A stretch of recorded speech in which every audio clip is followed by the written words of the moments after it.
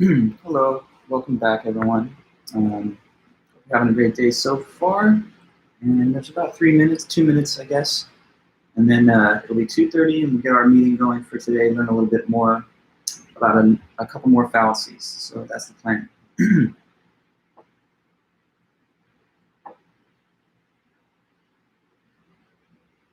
Good afternoon. Hi, guys. Hi, Melissa, Adeline, Flavio, Jillian. Yes, it's been pretty good. I've been very busy with grading these last few days, so I guess that's not too thrilling.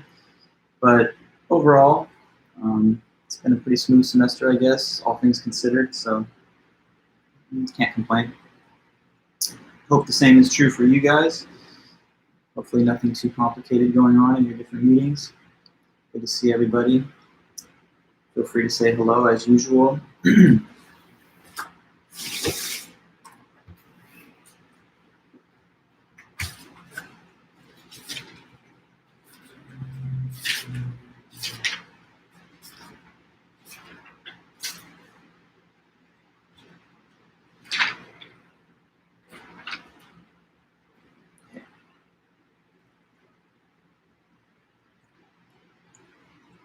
Good afternoon.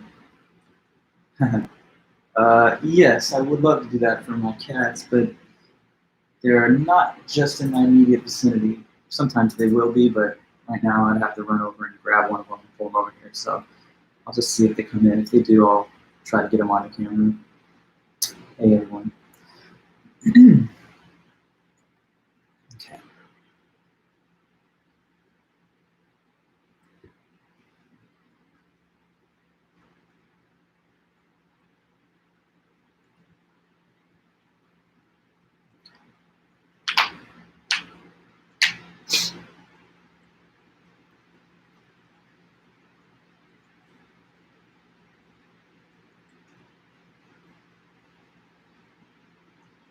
All right, guys. So welcome back. Thanks again for being here, as always.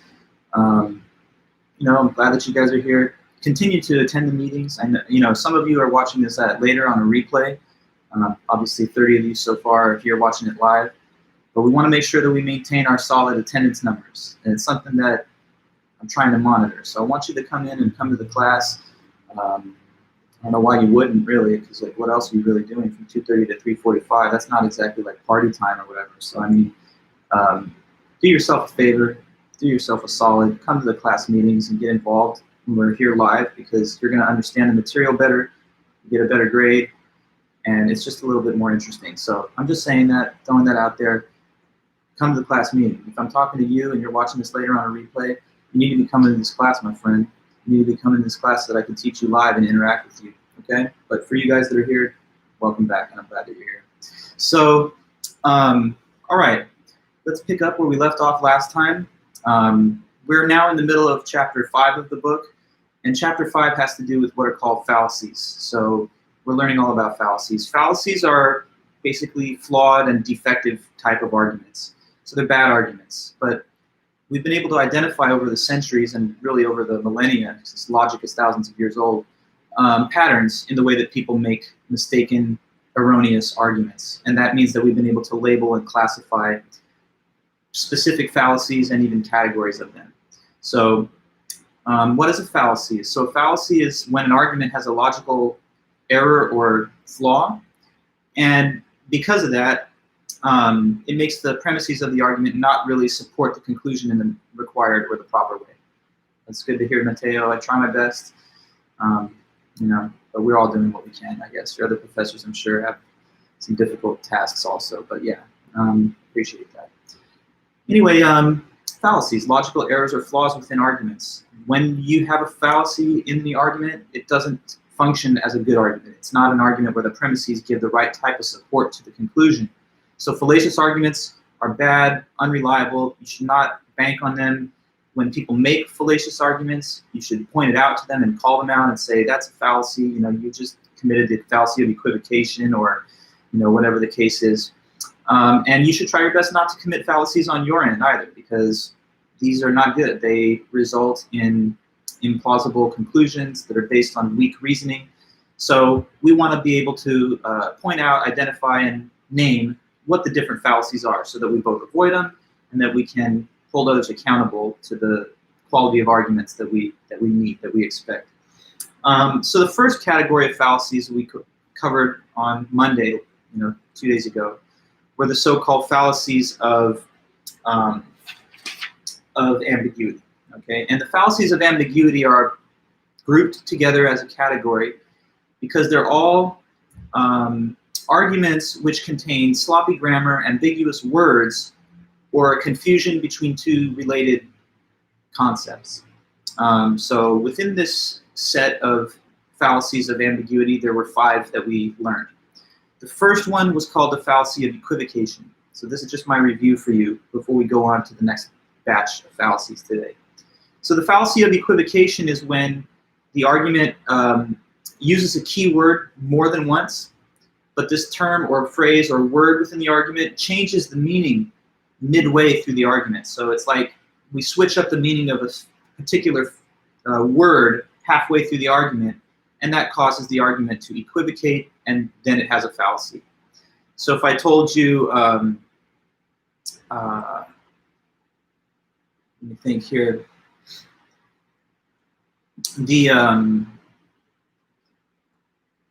my house is cool, and if something's cool, it's at a low temperature, so therefore my house is at a low temperature. That might not be a good argument if we have changed the meaning of the word cool from premise 1 to premise 2. If I said my house is cool, meaning like I think it's awesome, it's got a pretty cool, interior design or location or something, and then in the second premise I mean cool in the denotative sense, like literally it's something that's cold, then the conclusion wouldn't follow.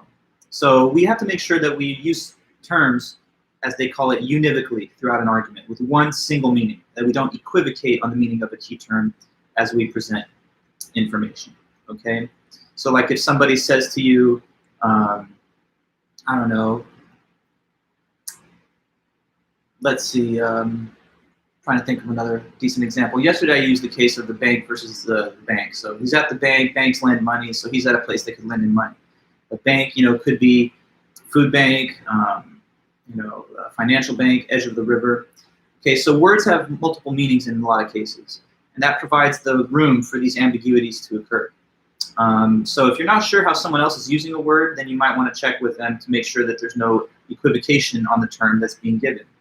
Like, what if somebody says, if you possess a certain substance, then you could go to jail, and then, somebody who's in your car had this substance when the police searched the vehicle.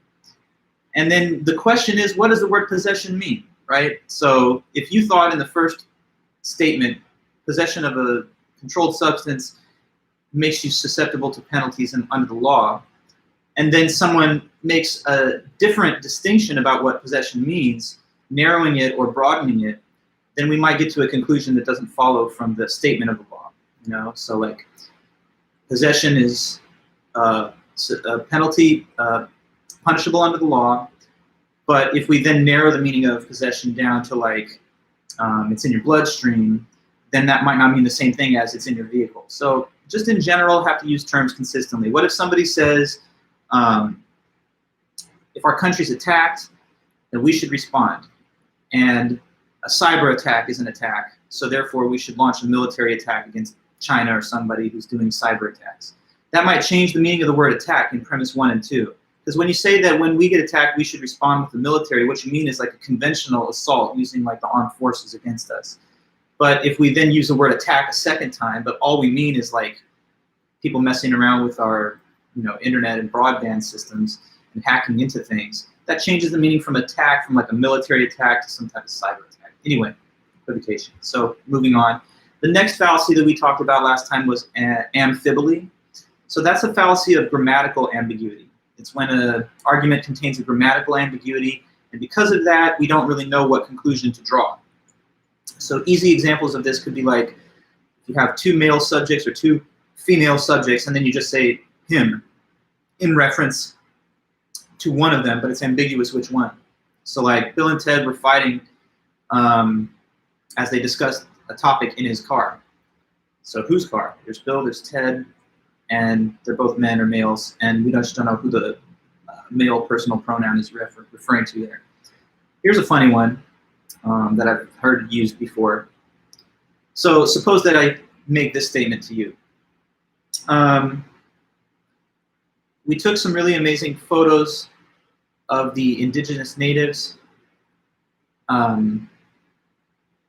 me think of how to phrase this. We took a lot of really good photos of the starving indigenous natives, but they were underdeveloped. What do you think is the grammatical ambiguity there? What the word what refers to? So you heard it. Let me repeat it just as you're thinking about it. We have some great photos of the malnourished natives, but they were underdeveloped. They, right, good. They is a plural pronoun, but what could it refer to in that example I just gave? They could be in reference to what? Well, they are underdeveloped, but what could they be? Grammatically, we're not sure what that pronoun attaches to. It could be the people that are underdeveloped, I guess, because malnourishment might mean you don't reach your full physical development. But it could also be that the photos, because photos have to be developed, are the things that have not been properly developed, like in the photo lab. So anyway, giving you other examples. So to the next, I guess the third one was the accent fallacy. And the accent fallacy happens when the meaning of a statement or an argument changes based on what word is accented within the phrase or in the statement. So, you know, little kid burns down the mother's house. Mom is upset, saying, "Why did you do that? I definitely told you never to play with matches. So how did this happen?" The kid says, "I know you said don't play with matches. You didn't technically say don't, you know, ignite them. So I thought it was okay as long as I'm not playing games with them, but doing science experiments or whatever." So obviously by accenting or emphasizing, placing a stress on the word playing, the child almost deliberately misinterprets the force of the original statement. Okay, so that's something that we should also be aware of. It happens sometimes in advertising and in writing, so know about the accent fallacy. And then the last two were the composition and the division fallacy. So first of all, the fallacy of division is when you make an erroneous inference from the characteristics of a whole group to a characteristic of a single member of the group. So it's like an illegitimate inference that if a whole collective or group has a property or a feature, that any individually selected member of the group will have the same. But that's not always true. So the United States is the strongest country militarily, the most powerful country in the world, and I am a citizen of this country, and therefore I'm the most powerful man in the world. That's just not true. So you can have a collective, a big set of things that forms into a larger unit, which has features that the individual unit parts don't have. So like, my body is visible to the naked eye. Clearly, you're seeing me right now with no microscope. And I'm made out of atoms. So this atom is also visible to the naked eye because it's a part of me and I am, but that's obviously false. So when you draw an inference from a whole to a part, and you assume that the part must have the same qualities seen in the whole, that's not necessarily true. Okay, and then composition is just the opposite, sort of fallacy, the same concept though. So it's when one makes an illegitimate inference that if a member of a group has a property or a feature, that the whole group does as well. So LeBron James is the greatest basketball player, and therefore, well, maybe the Lakers are the best. I keep using that example. That's not the best one. Sorry. Okay. Here, how about this? I'm a member of the Vulich family, and I have a PhD. So therefore, the whole family has a PhD. This is not true, though. It's a kind of a fact about me that I have the highest educational attainment in my whole extended family. There's nobody that's a doctor besides me. So, yeah, like I'm a member of a group. I have a feature, but that doesn't necessarily generalize to the whole group. Okay. The room in the hotel is small, so the hotel is small, but that's not necessarily true either. Men are taller than women. Wait, I'm giving you a division case there, so let me give you another one. Danny DeVito's a man. He's shorter than the average woman, so men are shorter than the average women. That's obviously a false claim. and it's based on this fallacy. Okay, so we move on. That was just some review to get us started again. Now we go on to talk about the next group of fallacies, and these today are called the fallacies of relevance. Okay.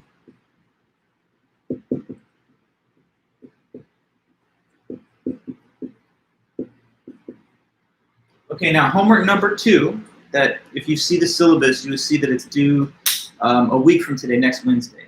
So it's all about these fallacies that we learned today. So today's lesson is key for your ability to have a good second homework assignment. It's just a workbook exercise from our textbook, and it provides 26 examples of little arguments, and each one of them, well, let me say this. The possible fallacy that could occur in each case is a member of this group. The only alternative to that is that there's a few of them where there's no fallacy at all. We'll talk a little bit more about the homework itself as we get close to the end of today's meeting, but just a sort of heads up that it's on this material here, and there's problems. There's a problem set in the book that has a set of examples, and you're basically asked to identify what fallacy occurs, if any, in that written passage. Okay. So, fallacies of relevance. Now, what are these so-called fallacies of relevance? In fallacies of relevance, one or more of the premises in the argument is just irrelevant or unrelated to the conclusion. Okay, so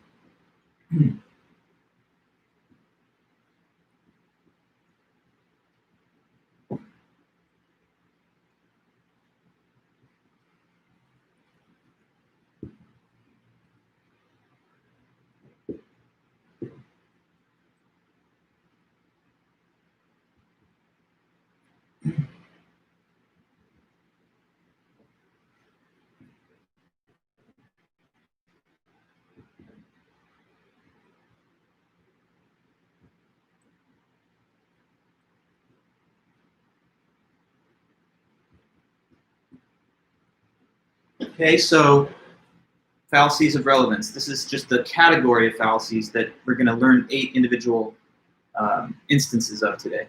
So, this is the family of the fallacies, the fallacy of relevance family, and then we're going to meet each member of that group. And there are 1, 2, 3, 4, 5, 6, 8 of them.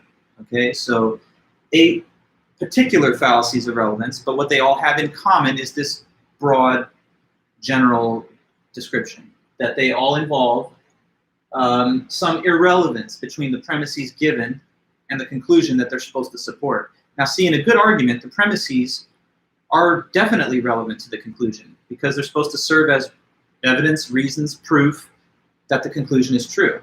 So it's certainly a defective, fallacious argument if whatever evidence that you've given for the conclusion doesn't even relate to it or is of questionable relevance to that conclusion. Okay, so fallacies of relevance, you see the definition, but now let's expand on this by going into the 8 particular members of this category. All right, so I'm going to first just list the names of the 8, and then after we have those in our notes, I'm going to go to the top and talk about each one by one.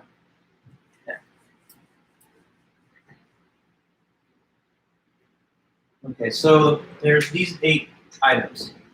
There is the fallacy of personal attack.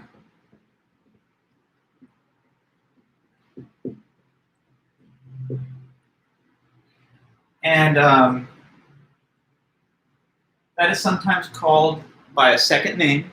So I want to also inform you that there's this kind of more classical, old-fashioned, technical-sounding name for this, and that's ad hominem. I don't know, maybe you've heard that phrase used. Now, if you've ever heard it, you know what it means.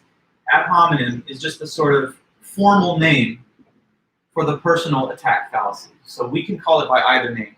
But in Latin, the words ad hominem, they mean to the man. Okay, so like hominem, the man. Ad, to. So I'll give you more details on the ad hominem personal attack fallacy in a bit, but just so you know, it has this main and also alternative label. To be fair, the textbook in our class uses this as the primary label, but in most cases where you ever learn this, a lot of books and a lot of discussions and teachings on this will call this the main label. And this is like an informal name, but both are fine for us for our class. Okay, so whether you want to call it personal attack or ad hominem, that's one of these fallacies of relevance. After that, another one is appeal to force.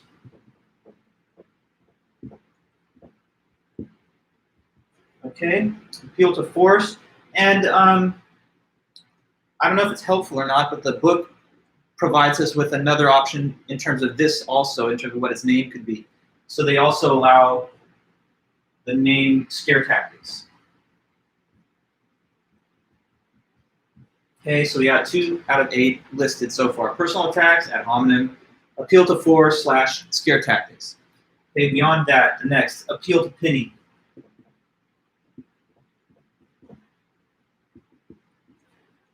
And then popular appeal.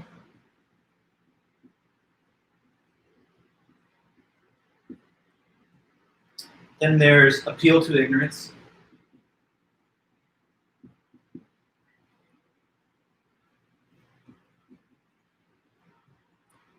Hasty generalization.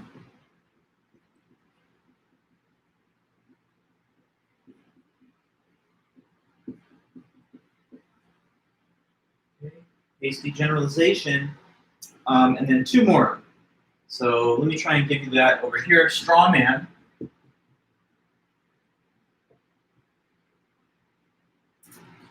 Finally, the red herring.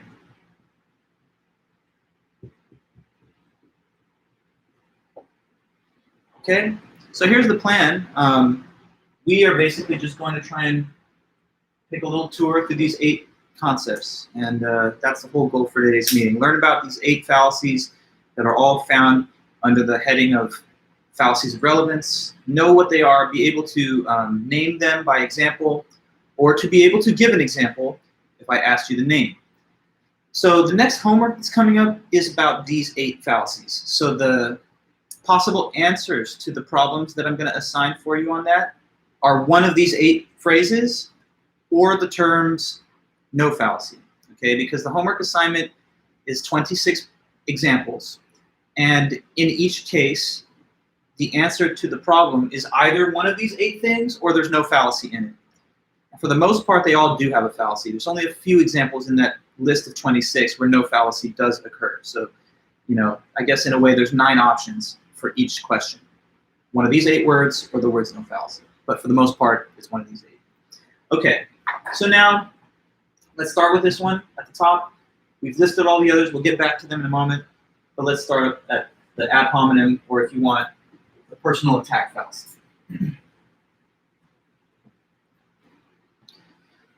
Okay, so personal attack. This is one of the most common fallacies that people commit all the time in everyday life, in politics, in the media, in personal communications. People sometimes, they just can't help themselves and they commit this fallacies, sometimes flagrantly so. Even important people can do this, and it's certainly something that we all know happens. So let's get into it. The personal attack fallacy, the name kind of gives it away. What is this fallacy all about? Well, it's when you don't agree with the conclusion of somebody's argument. But instead of presenting a rational counter-argument against what they have said, you just attack the person who made the argument in personal terms. Okay, so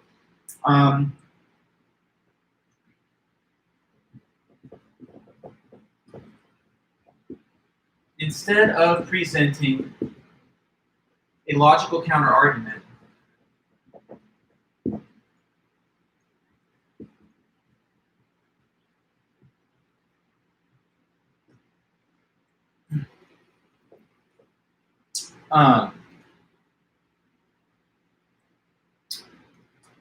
one makes a personal attack.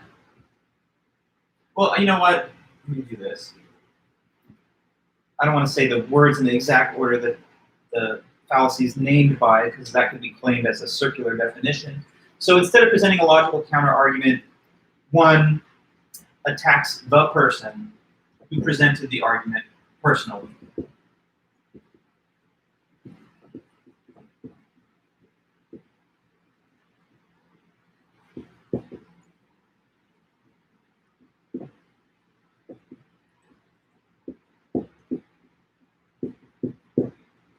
Okay, so suppose that there's like this type of interaction between 2 people. person number one, person number two. So person number one says, let me share my views with you, person two. I believe that we have this big problem with, climate change, and there's a man-made contribution to the changing climate on this planet. There's a lot of evidence for that, and therefore we really need to take a stand and do something about it. So say that's what person one says. Now person two, here's their argument. They're like, okay, well, look, buddy, like, whatever you're saying has got to be false because, dude, your breath is the worst. I can't even, it's just disgusting. I mean, don't you brush your teeth? So how do you know anything about climate change? You don't know the first thing about that because you got a really gross breath. Okay, now what's problematic about that response to the original argument? Well, it's irrelevant, isn't it? Has this counter shown that they made a bad argument? Does it demonstrate that they had poor reasoning or that their evidence was bad? No, it just gets personal. It's like, I don't like your argument, so I'm attacking you, the man or woman, instead of the argument. Okay, so this fallacy happens when instead of having a logical comeback, some kind of attempt to rebut the other person's argument just by giving evidence and reasons, you make it personal and you start insulting them in a way that's not related to the content of the argument. So, somebody says, I think that the economic inequality across the globe is such that people of the first world should do more to support people that are starving in the third world. Because we have money beyond necessity and they have money below the basic needs of fundamental food, clothing, and shelter, so we should do more. Someone hears the argument and they say, I mean, come on, no, man, like, you're rich as hell, you got a lot of money, and you only give a little bit away, so you're a hypocrite, buddy, like, you shouldn't be making this argument. But that's not the right way to respond, because even if the person's a hypocrite, right, they say one thing, they do another, we're just looking at what they are saying. We're just looking at the argument itself, so it doesn't really matter what their pattern of behavior is. We evaluate the argument on its own terms. So is a person giving an argument that's contradicted by their own behavior? Well, maybe so. In that case, they're a little inconsistent, but that does not invalidate the quality of the argument, right? So like if the parent catches a kid smoking and he says, cigarettes are so bad for you, son. I thought I taught you that, but that's so important. I mean, they're addictive, they could cause cancer. I care about you and I don't want you smoking. And the son comes back and he's like, well, come on, Dad, I know you smoked growing up, so you're the last person to tell me this. Well, he's attacking the hypocrisy of the dad for saying one thing, but his behavior shows something different. But that's not a refutation of the argument. Does this show that there's something healthy about smoking or that it's not dangerous? No. A real counter-argument would try and attack the evidence given by the person who stated it, not the human being themselves. So let me give you some more cases from the book to just multiply with more examples. Okay, so here we go.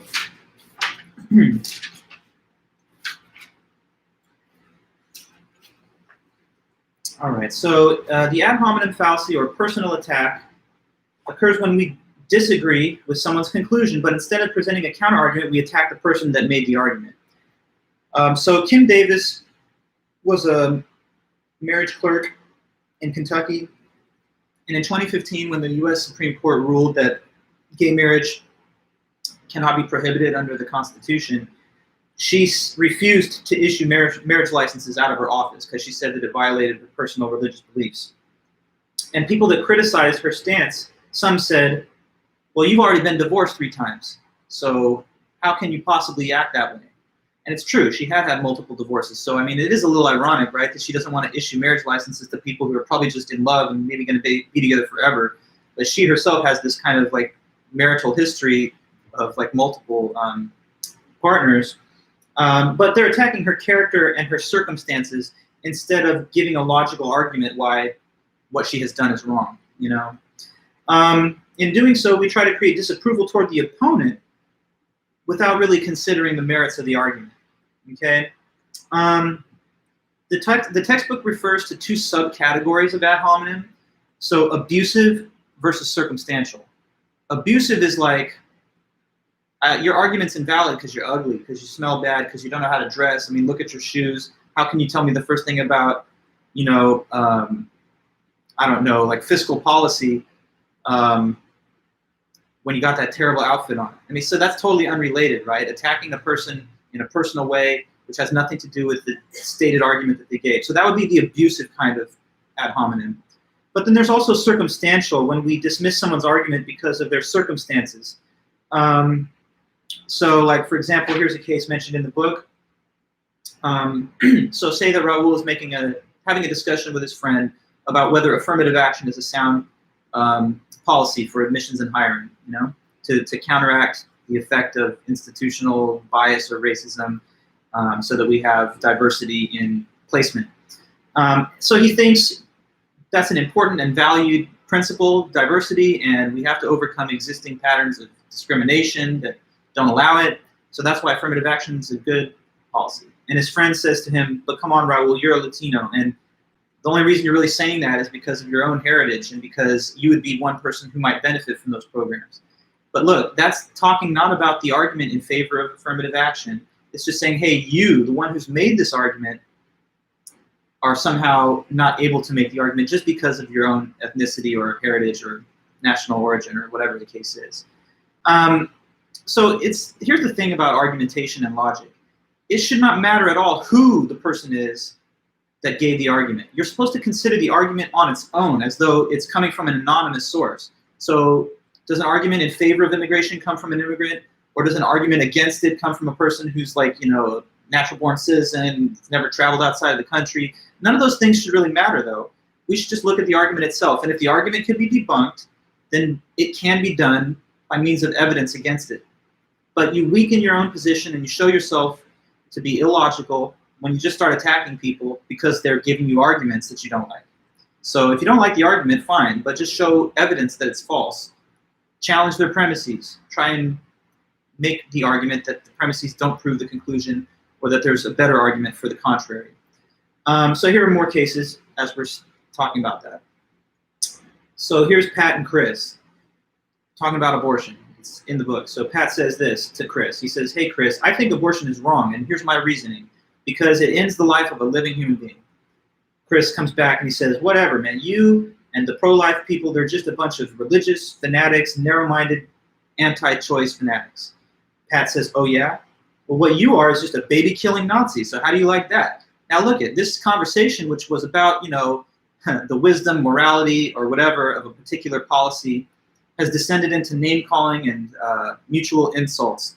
So that's not the way arguments should go. Arguments should stay above board. People don't need to go, with these personal attacks, because at the end of the day, that doesn't even prove that the person's argument was wrong. And it makes you look like a mean-spirited kind of weird person, because why would you get mad in the first place? So much so that you have to insult and attack someone personally, making it personal when we're just exchanging ideas and views, right? Okay, so someone says, I believe that there's a big universe, and maybe because there's human life on the planet Earth, it's statistically probable that there's life out there somewhere else. And someone says back to them, well, your arguments, I don't agree, because you're just insane, my friend. I mean, you're nuts. We all know that. Look, if the person's insane, that's a separate issue. Let's deal with the argument on its own merits. And if it can be responded to critically, then you should be able to do that without animus and without invective and all those other nasty things. Okay. Cool. So everyone understand that one, hopefully, the personal attack ad hominem fallacy. Don't take the bait also. Here's the problem. A lot of times when people start insulting you and getting personal with you, it's a normal human reaction to be like, all right, well, let's get into it, and I'm going to start attacking you also.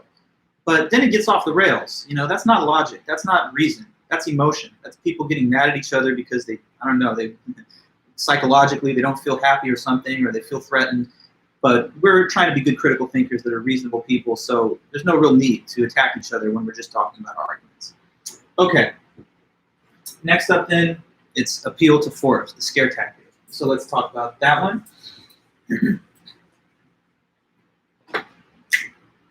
So the next fallacy of relevance is, as I just mentioned, appeal to force. Or sometimes AKA scare tactics. Okay, so what's this one? This is when you use, or threaten at least to use, force against somebody in order to get them to back down or to accept your position. Okay, so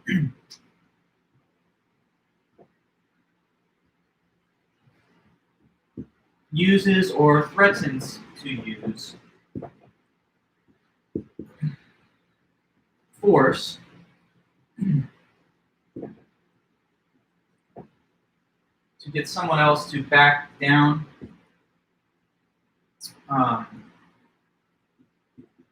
and accept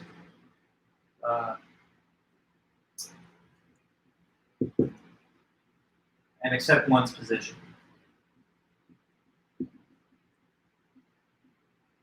Okay, so that is the appeal to force. So what is appeal to force? When you're using or even just threatening to use physical, psychological, or legal pressure or force against somebody to get them to back down and accept your own position. So like sometimes you maybe have had these kind of awkward encounters with, I don't know, like a parent or just anybody who you have a close connection with, but that you don't always agree with everything on.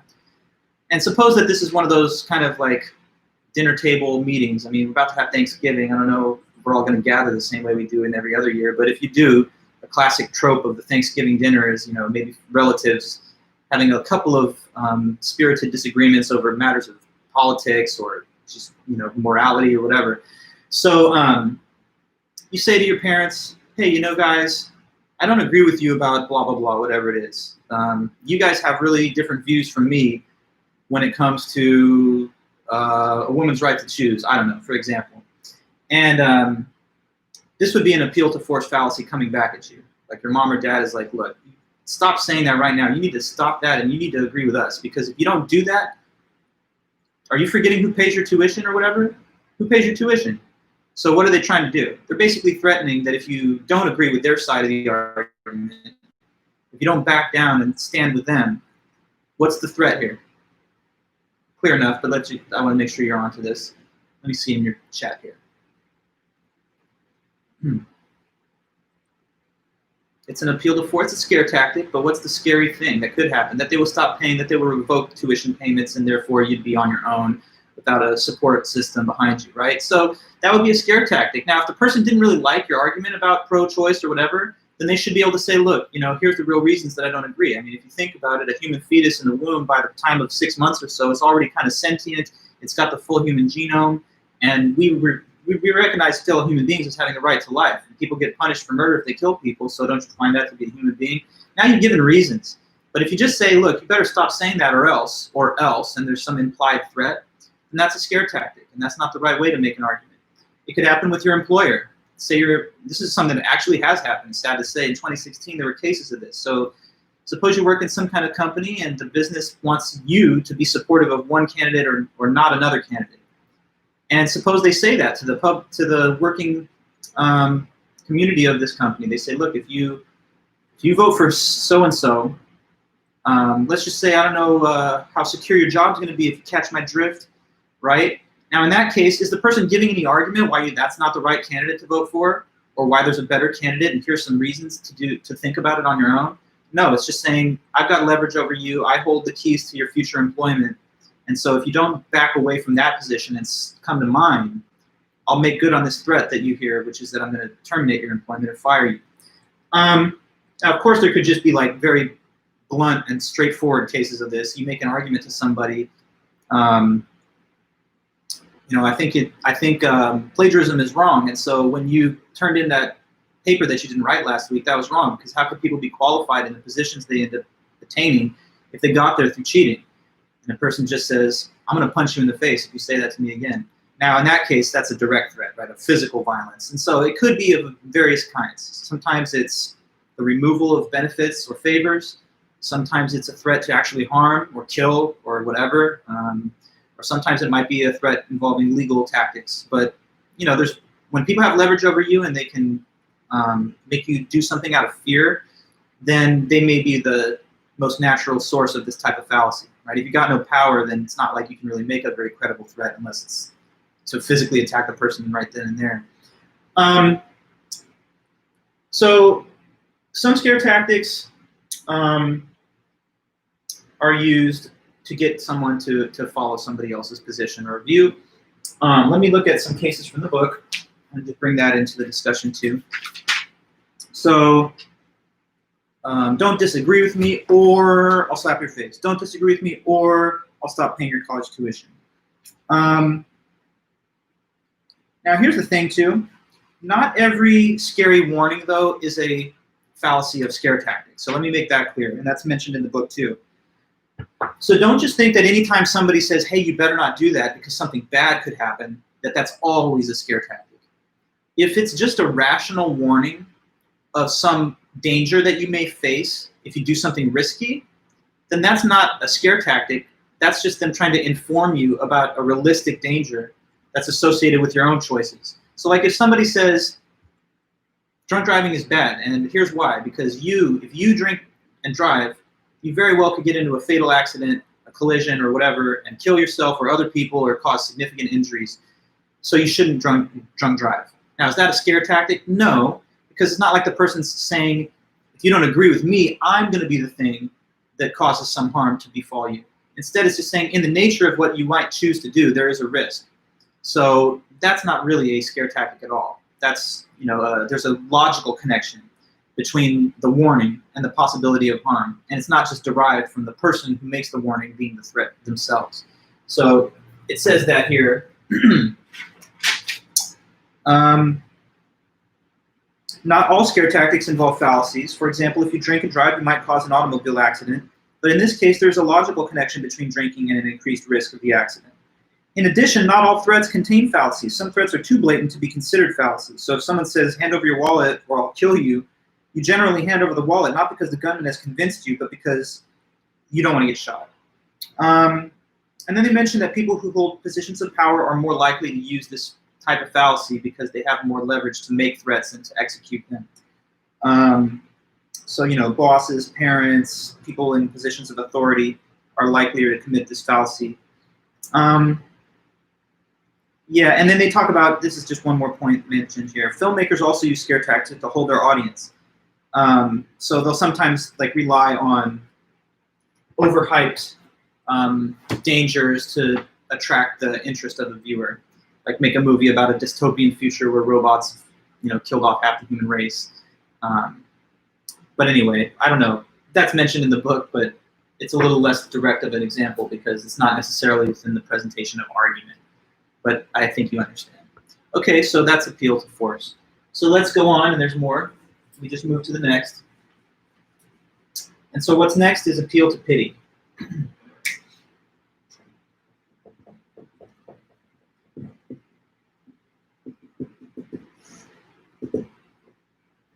Okay, so this is any situation where a request for pity or sympathy is invoked in an argument, but in a case where it's actually not relevant to the situation. Okay, so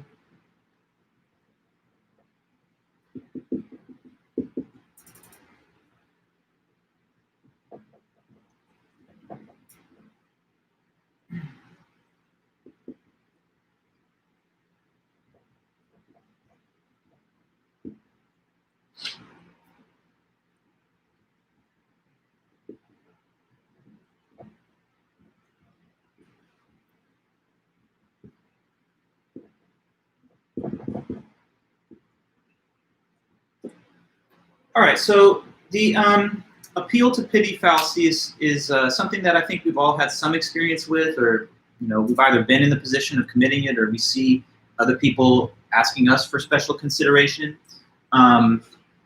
So here's how it basically goes. Suppose that someone was driving way too fast, and the police officer pulls them over for speeding, and they're issuing them a ticket. So the citizen says, "Officer, can I reason with you a little bit? The thing is, I just had a really spooky nightmare last night, and I'm still kind of shook from that. And so this whole morning, I've been kind of a little bit anxious. And you had bad dreams before, right? They're horrible. They're scary. I was freaked out. So if I get this ticket, that's just going to ruin my day even more. Can't you give me a break and show me some pity?" Okay, now I'm giving you an example where the request for pity is pretty much irrelevant to the circumstances. Is it true that the person was speeding? Yes. Is the fact that they had like a scary dream a good enough viable reason to show an exception to the application of the law? Probably not. Okay, so when you come with like basically a weak, irrelevant reason for someone to show you special favoritism and you're asking for pity, that's like the appeal to pity fallacy. Cop pulls him over, giving you this ticket, but hold on, officer. My friend's cat died, last week, and they're going through a real tough time, and it kind of affected me also. So I've been grieving to some extent. Can you show me pity? I really don't need a ticket on top of all that. Or I just got into a fight with my partner, the other day, and it was really rough, and we may not even stay together. So are you really going to give me a ticket when I'm also dealing with a possible breakup? Show me some pity. So the thing is, these are all appeal to pity kind of fallacies.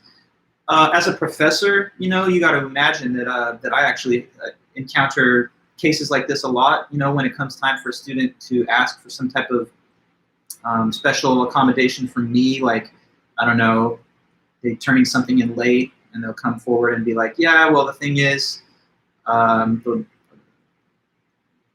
up with a really weak reason. A goldfish is sick, and so I was up all night trying to support their survival, and it's just been a rough couple of days because of that. Could I get an extension? So when we come with these requests for sympathy and pity, it's oftentimes irrelevant to the material circumstances which lead us to make the request. Let me read a little from the book on the same point. And some of these examples will be much similar to the ones I just mentioned. So please don't give me a speeding ticket, officer. I just had a really bad day. I found out that my boyfriend was cheating on me. And so, I mean, you know how that goes. It's really bad. It's a tough thing emotionally. I don't need a ticket on top of that. Maybe some pity. So that would be one case. And they say, however, the fact that you just found out the boyfriend was cheating is not logically relevant to how fast you were driving. Although the officer may feel sympathy, it's not a very good reason for them to not issue you the ticket. Okay, so I don't have time to type up my assignment for class tomorrow morning because I promised my friend that I'd meet them at the movies, and you know how it is. You're supposed to keep promises, especially to your friends. So can somebody write my assignment up for me? Because otherwise I might fail the course.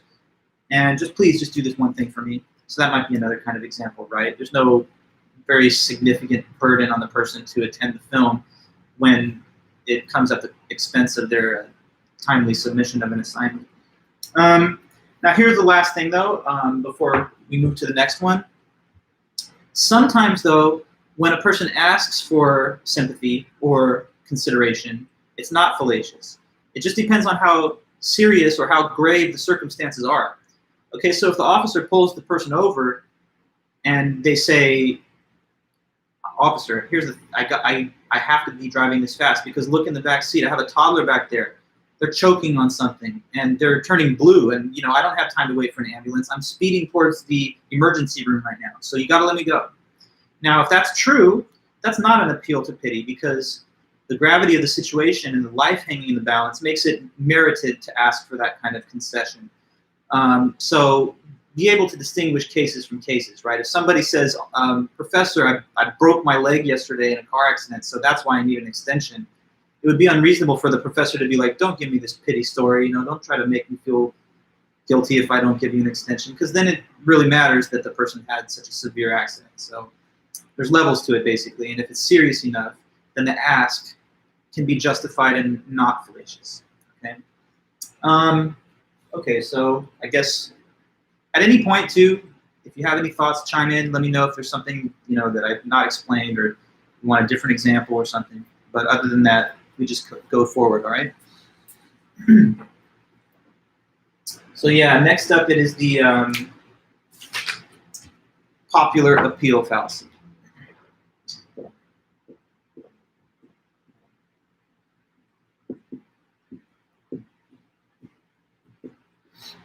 Okay, so popular appeal is when you appeal to popular opinion to support your conclusion in an argument, okay?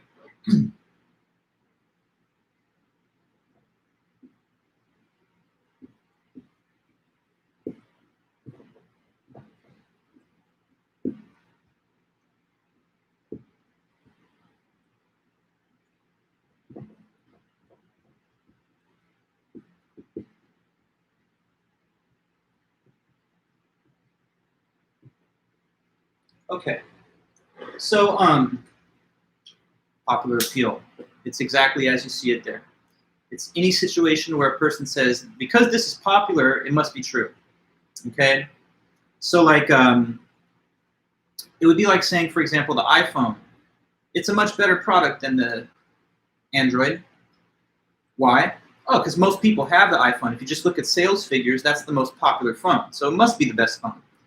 Now, I'm not saying that the iPhone's not the best phone. It very well might be. But if it is, then you have to make the argument on independent grounds. You can't say it's the best because people think, because most people are buying it. You'd have to give a reason why it deserves to be the most popular because of its features, its ease of use, its, et cetera, et cetera. So when you make an argument that something's good, right, proper, desirable, you can't just say it's because everyone agrees and thinks so and it's popular. Because after all, what's popular can change over time. And if you're just going off of popularity, there's certainly like even evil and wrong things that enjoyed widespread popularity at some point in the past. I mean, 100 years ago, until we got the 20th Amendment in the U.S. Constitution, women couldn't vote. So, the popular view, at least among the eligible voting public before that time, might have been that women, weren't rational enough to vote or something. But if you just glommed onto that view and you say, I believe that because that's the prevailing attitude of society, then you would have had a pretty unenlightened perspective, right? There's a time period when slavery was a popular concept, or, God forbid, even worse. So you need to make independent arguments that support a conclusion. You can't just say, oh, it's popular, okay? Because if that was true, then there would be no need for film criticism. We would just say, what's the best movie? Best movie, by definition, if we think popularity defines what's good, is just whatever's number one at the box office. Now, nothing's really number one at the box office anymore. No one's going to the theater. But, certainly many of those huge blockbuster movies that make tons of money are not like the greatest films from like a film theory or criticism perspective, right? So like Transformers, it's not exactly like, Casablanca or something. Not saying it's not a fun, entertaining movie, but just pointing out the quality of something based on popularity is a weak argument. If you're like a fan of music and you're like a connoisseur of certain forms of art, you might even have an attitude that the things that rise to the surface of popularity are oftentimes venal, vapid, shallow, lacking superficial, lacking depth.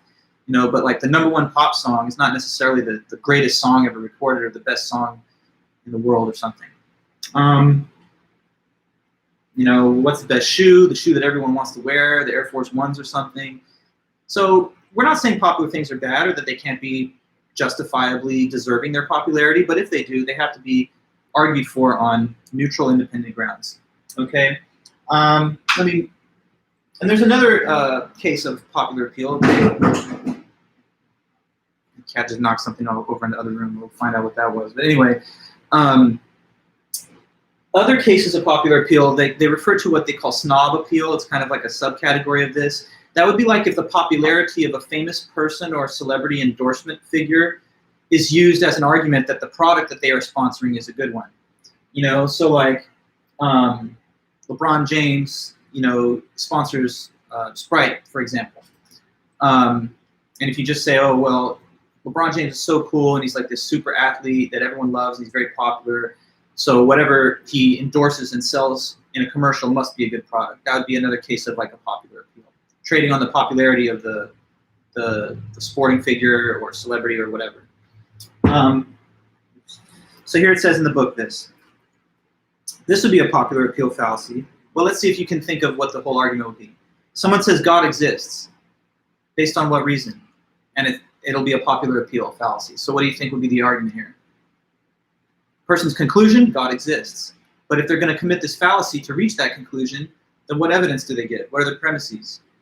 God exists, why? Because of what reason? According to a popular appeal fallacious argument. What do you think?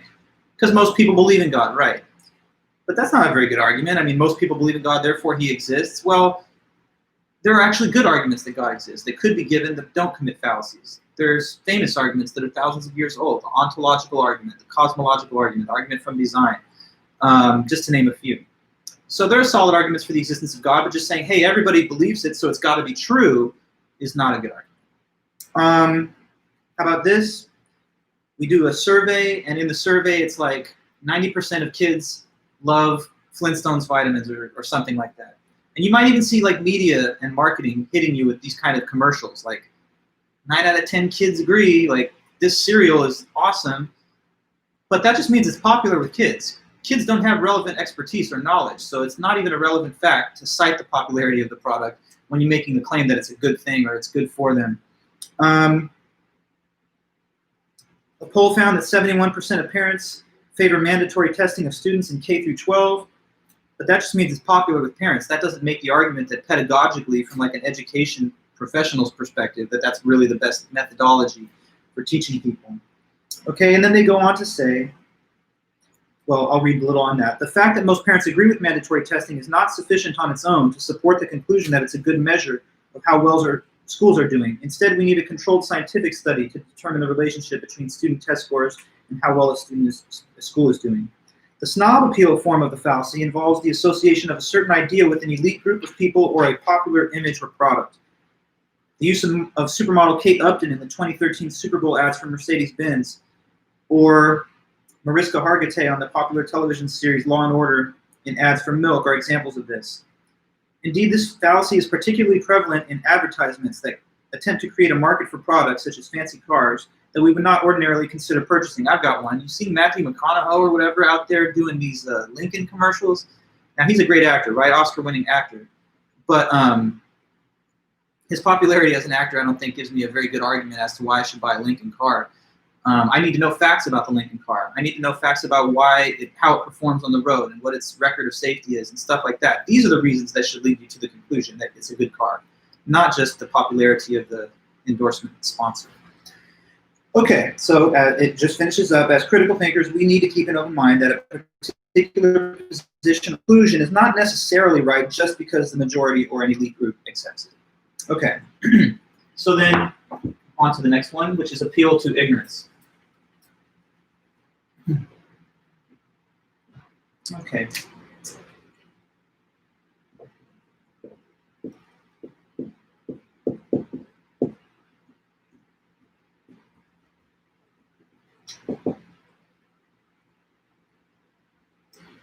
All right, appeal to ignorance is when a person tries to argue that something is true just because it hasn't been proven false. Okay?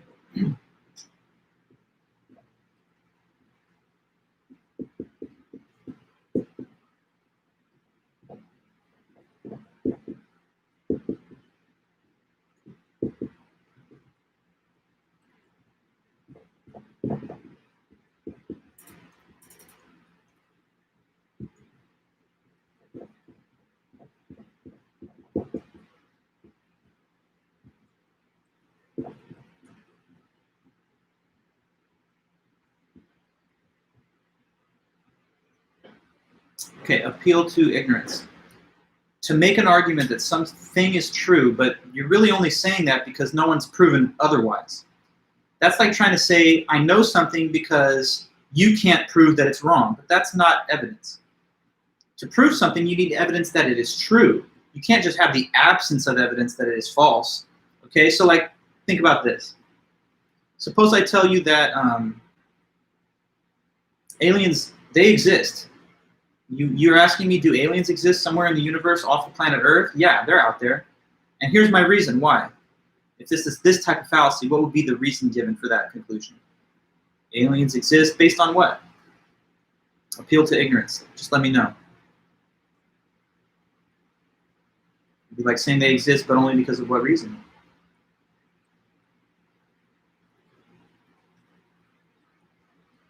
Let's see.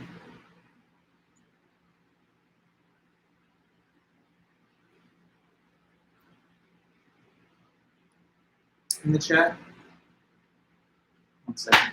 Oh yeah, exactly. Because we have not proven that they don't exist, right? Because no one's been able to disprove the existence of aliens. They must be out there.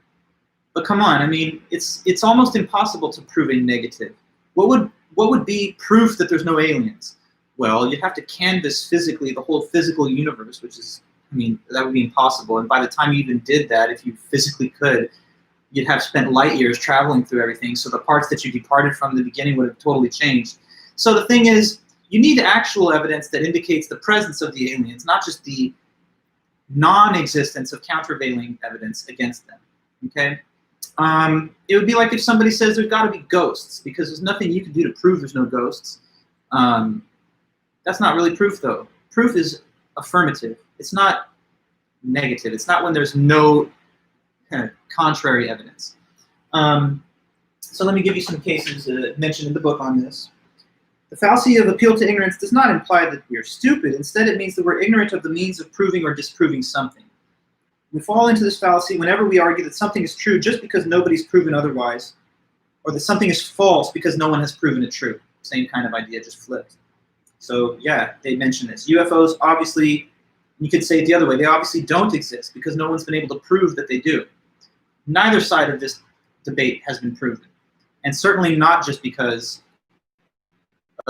there's no ability to disprove the contrary claim. So yeah, I mean, what if somebody says to you, this partner is being suspected of cheating by the other partner, but they say, no, look, there's proof. I haven't done it, and the fact is you can't prove that I did, so that means I didn't.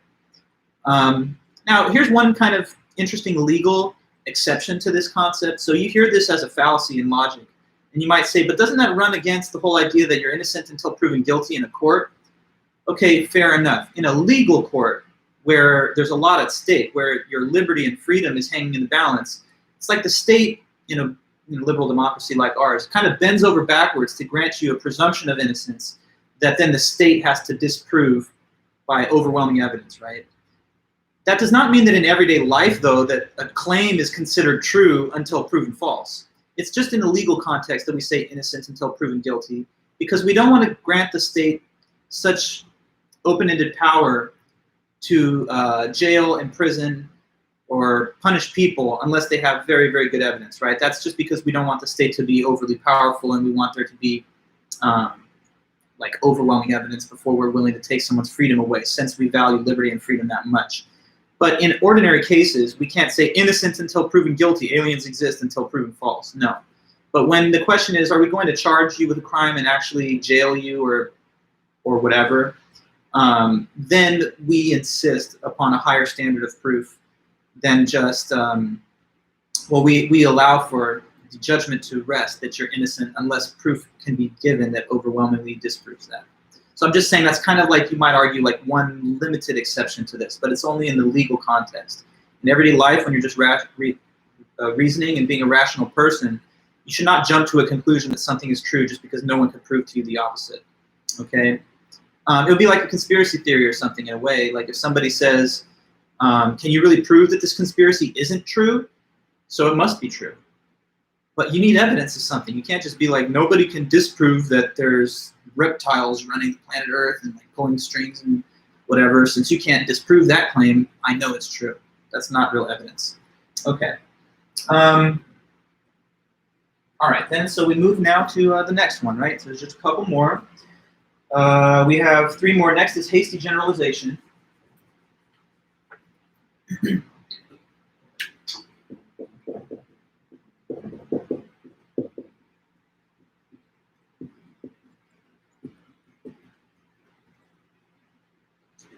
Okay, so hasty generalization. First of all, a generalization is an all statement. It's a statement like all crows are black, something like that. All A's are B's for some terms plugging in for A and B. The thing about generalizing statements, universal statements like that, is that they require extraordinary evidence to be supported as true.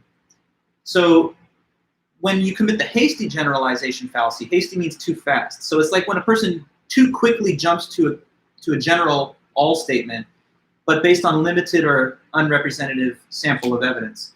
So let me put that here. When we make a universal claim based on a sample that's either too small or biased.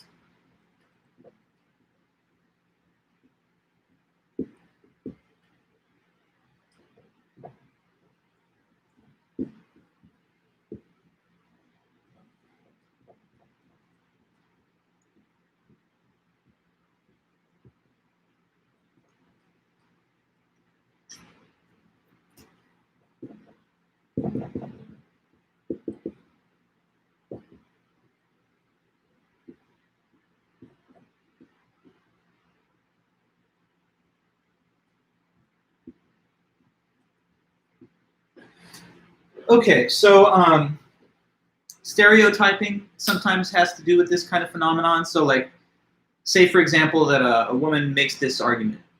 When I was a kid growing up, my dad was abusive to me. And then when I became older and I became an adult, I got into a relationship with a guy and he was abusive to me. So I'm putting these facts together and I'm now going to conclude what? What's the conclusion of this example that you think I'm giving?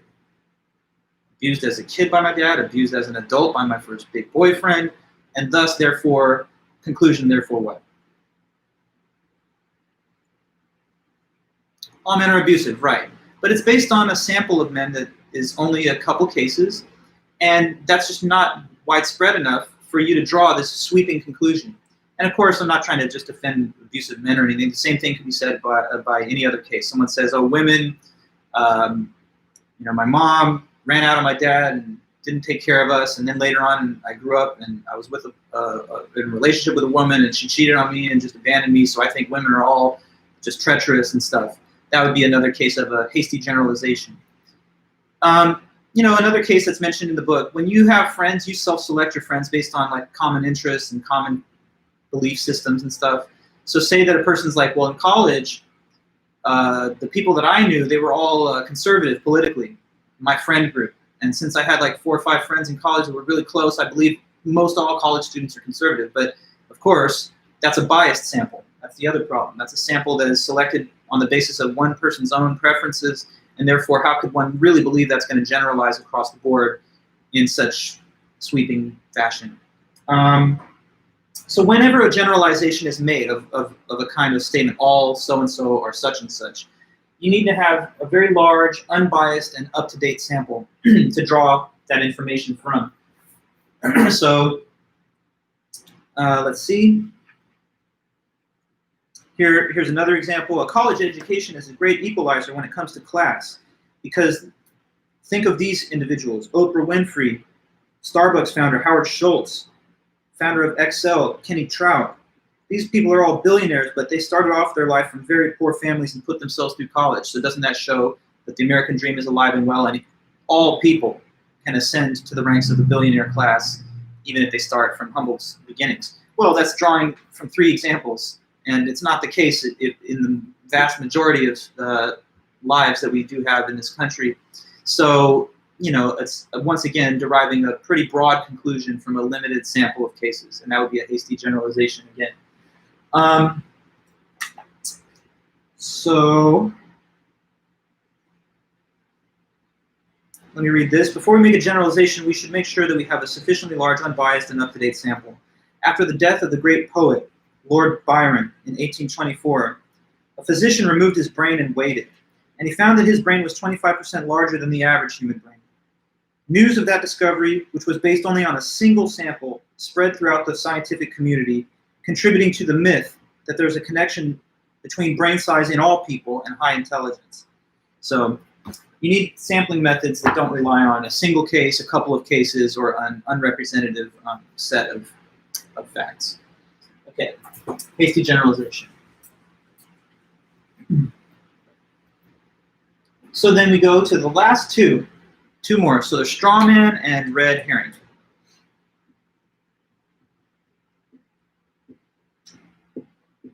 Okay, so the straw man fallacy is when you distort or misrepresent your opponent's argument to make it seem easier to refute than it really is.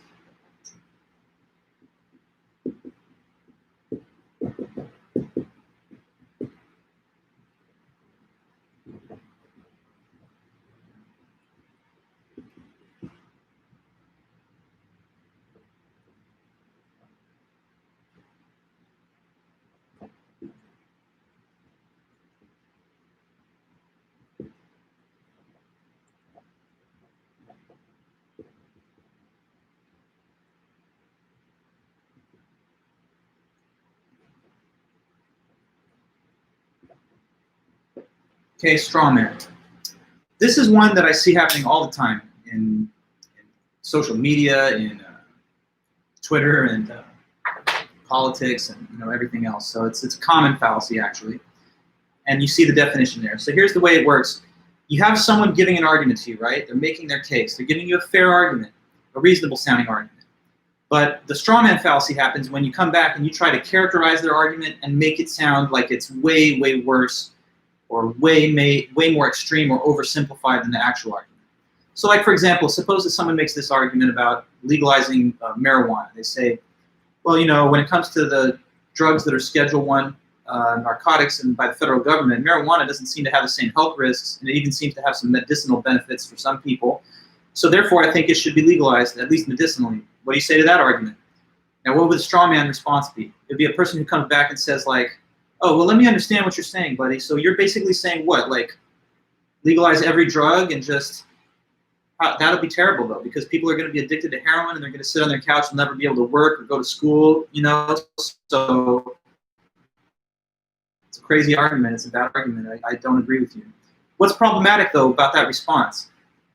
Can you tell me? How is that a straw man that was just committed in my example here by the response given to the original argument? Why is that a straw man? Just let me know here in that chat. Because you kind of heard the exchange as I described it, right? Person number one, they make some type of reasonable argument why we should reconsider the laws surrounding the legality of marijuana.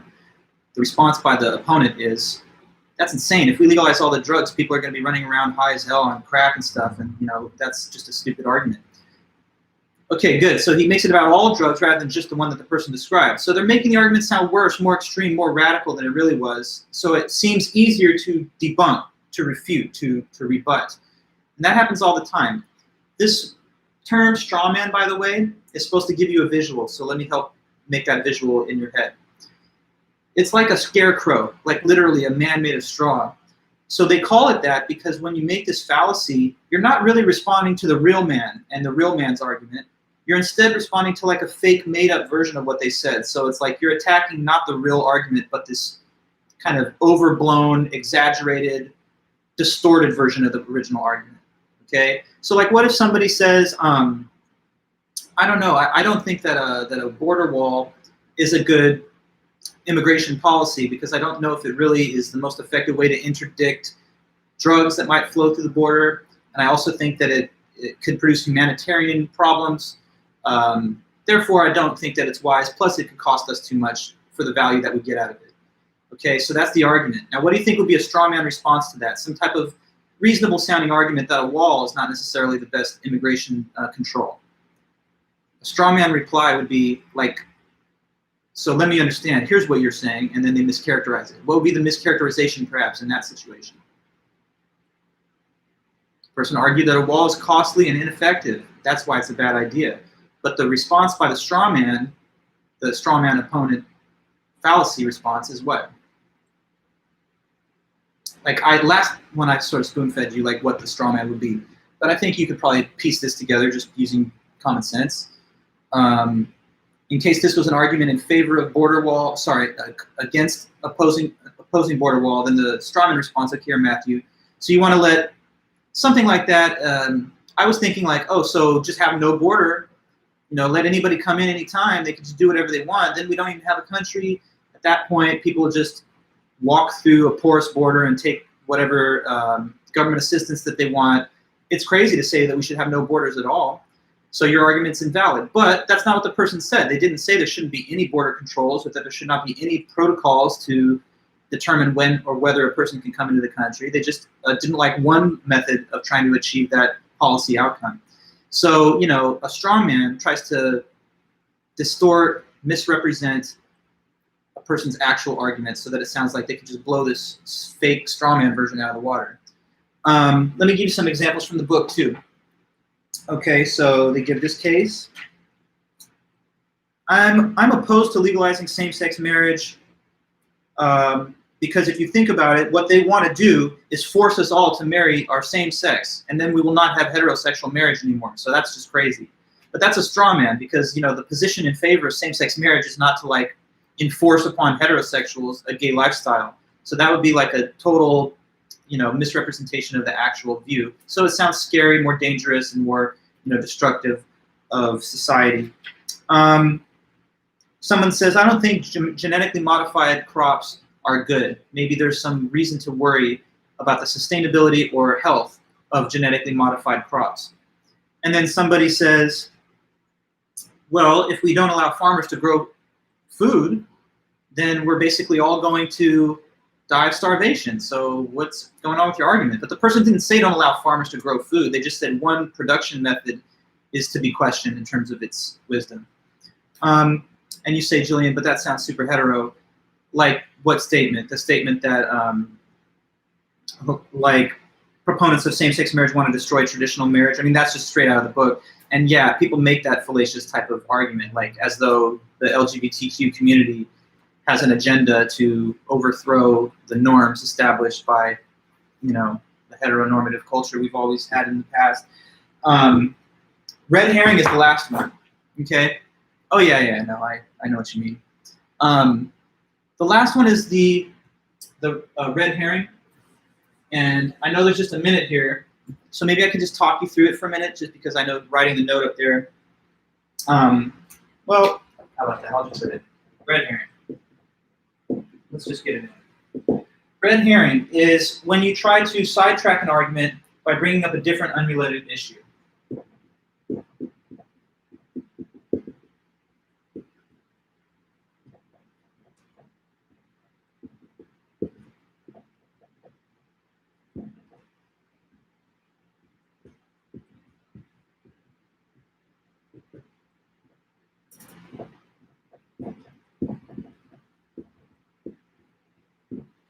Okay, so this is something that I also see happening all the time in politics a lot of times, and in everyday life too.